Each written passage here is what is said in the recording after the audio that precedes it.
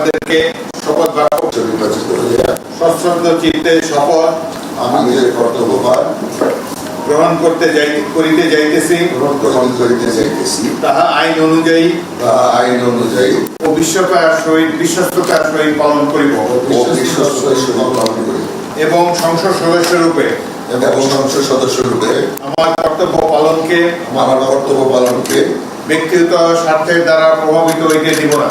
ব্যক্তিগত স্বার্থ দ্বারা প্রভাবিত হইতে দিব না। ধন্যবাদ। আসসালামু আলাইকুম।